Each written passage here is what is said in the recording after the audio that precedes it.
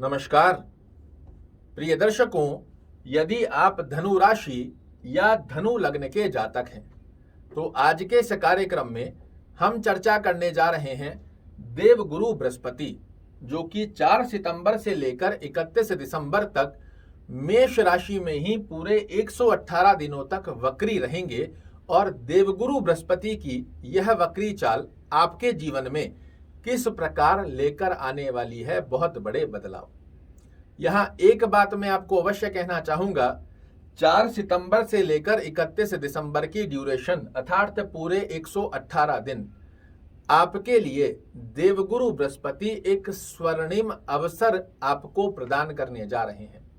और आप ये कहने पर मजबूर हो जाओगे कि होगी खुशियों की बरसात जब मिलेगी इन 118 दिनों में देवगुरु बृहस्पति का आशीर्वाद साक्षात। उसका कारण क्या है कि देवगुरु बृहस्पति धनु लग्न वाले जातकों के लिए कुंडली के लग्नेश होते हैं, सबसे प्रमुख ग्रह इन्हें माना जाता है। ये आपके सुखों के स्वामी हैं, लग्न के स्वामी हैं और वर्तमान समय में पंचम भाव में संचरण कर रहे हैं।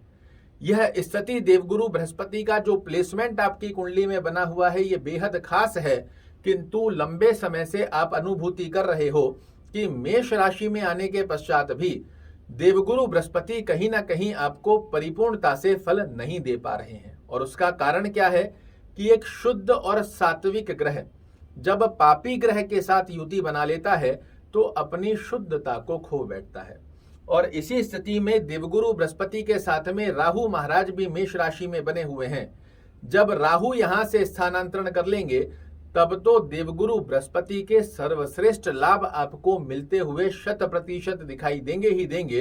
किंतु आज हम चर्चा कर रहे हैं 118 दिन 4 सितंबर से लेकर 31 दिसंबर तक देवगुरु बृहस्पति आपके लिए क्या क्या विशेष करने जा रहे हैं। देवगुरु बृहस्पति मेष राशि में ही वक्री होंगे, किंतु एक घर पीछे, और यह घर किसका है तो यह है देवगुरु बृहस्पति का स्वयं का घर। आपके जीवन में पिछले समय में किसी भी प्रकार के भौतिक सुखों को अगर देवगुरु बृहस्पति किसी कारणवश नहीं देकर आ पाए हैं तो ये पुनः से आपको भौतिक सुखों का वरदान देने इन 118 दिनों में आ रहे हैं। ये रुके हैं, पीछे देख रहे हैं कि किन किन व्यक्तियों के पास भौतिक सुखों की स्थिति का लाभ नहीं प्राप्त हो पाया, उन लोगों को पुनः से मुझे लाभ देना है। और इस स्थान से ज्यादा श्रेष्ठ कारक अवस्था में ये आपको अपने घर का फल दे पाएंगे।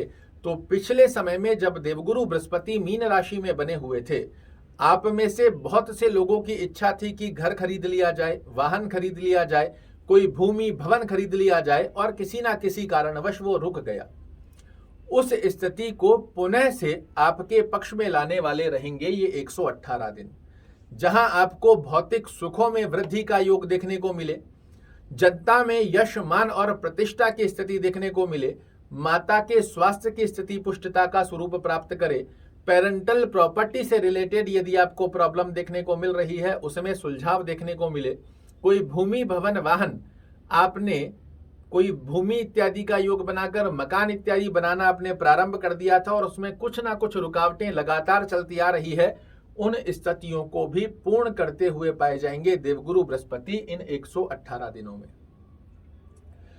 जिन लोगों के पास संतान से संबंधित चिंताजनक स्थितियां बनी हुई है, संतान के करियर से लेकर संतान के भविष्य को लेकर, उन लोगों की इस चिंता को समाप्त करने जा रहे हैं देवगुरु बृहस्पति। जिन दाम्पत्य स्थितियों के अंदर संतान प्राप्ति का अभाव बना हुआ है, किसी ना किसी कारणवश संतान नहीं हो पा रही है, 30 अक्टूबर के बाद संतान प्राप्ति का एक श्रेष्ठ अवसर आपको प्रदान करेंगे देवगुरु बृहस्पति। 30 अक्टूबर मैं इसलिए कह रहा हूं कि जब देवगुरु बृहस्पति के साथ राहु हट जाएंगे, यहां से आपके लिए बेहद अच्छी अवस्था का योग निर्मित होता हुआ दिखाई देगा। वक्र गति में साधारण सी बात है कि जब आप भूमि भवन खरीदना चाह रहे हो तो आपके पास धन की आवश्यकता भी रहेगी, और किसी ना किसी प्रकार से ऐसे योग आपके लिए एक्टिवेट कर दे कि चाहे आपके पास अभी धन की अवस्था मैनेज नहीं भी हो रही है तो कहीं ना कहीं से आपके लिए ऐसे अवसर प्रदान हो जहां आकस्मिक लाभ मिलता हुआ आपके धन की पुष्टता का योग बने और आप अपने भौतिक सुखों को प्राप्त कर लें। विद्यार्थियों के लिए यह समय बेहद अच्छा रहेगा। लव अफेयर के अंदर जो लोग रिलेशनशिप में हैं उनके लिए ये स्थिति बहुत अच्छी है। और वक्र गति में देवगुरु बृहस्पति का भाग्य का साथ आपको भौतिक सुखों में प्राप्त करने का आशीर्वाद प्राप्त होगा। आपकी कोई विशेष मनोकामना बनी हुई है जो काफी समय से पूर्ण नहीं हो पा रही थी, इन 118 दिनों में देवगुरु बृहस्पति के आशीर्वाद से प्राप्त होती हुई आप अपनी आंखों से देखोगे। अर्निंग में वृद्धि की स्थिति का योग भी देवगुरु बृहस्पति निर्मित कर रहे हैं और आपके व्यक्तित्व की स्थितियां, आचार विचार, व्यवहार, स्वभाव और आपके निर्णय काबिले तारीफ देवगुरु बृहस्पति के आशीर्वाद से होने जा रहे हैं। तो 4 सितंबर से लेकर 31 दिसंबर तक देवगुरु बृहस्पति बिल्कुल उधारे बैठे हैं आपको भौतिक सुखों का आशीर्वाद देने के लिए। अब इस स्थिति का सर्वश्रेष्ठ लाभ किन लोगों को मिलेगा ये बताना मेरा परम कर्तव्य है और आपको जानना बहुत जरूरी है, जो कि अन्य लोग आपको नहीं बताते। और जब वो स्थिति आपके जीवन में फलीभूत नहीं होती तो आप एस्ट्रोलॉजर को गलत नहीं, एस्ट्रोलॉजी को गलत बताना चालू कर देते हो। यदि लग्न से देवगुरु बृहस्पति आपकी कुंडली में 6वें घर में बने हुए हैं, 8वें घर में बने हुए हैं या 12वें घर में, बहुत से लोगों को कंफ्यूज होता है कि 6वां घर क्या, या तो 2 नंबर लिखा हुआ है, तो आप लग्न से इसे काउंट कीजिए।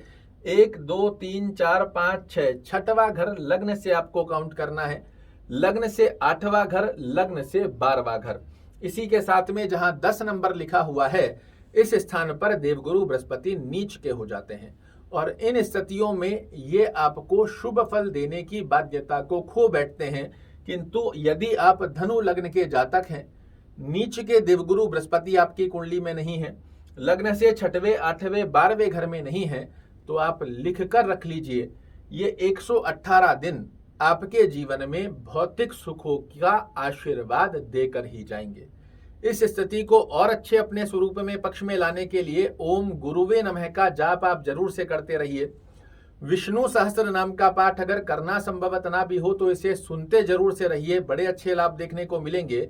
और अगर लग्न से 6वें 8वें 12वें घर में और साथ में ही नीच के होकर देवगुरु बृहस्पति आपकी कुंडली में नहीं है तो ज्यादा से ज्यादा गुरुवार के दिन पीली वस्तुओं का सेवन करें। पुखराज धारण करना आपके लिए बहुत अच्छा है, अद्भुत रूप से देखने को मिलेंगे आपको लाभ। आशा करता हूं मेरे द्वारा दी गई ये जानकारी आपको पसंद आएगी। कल फिर से एक नई जानकारी लेकर आपके सामने उपस्थित होऊंगा। तब तक के लिए नमस्कार।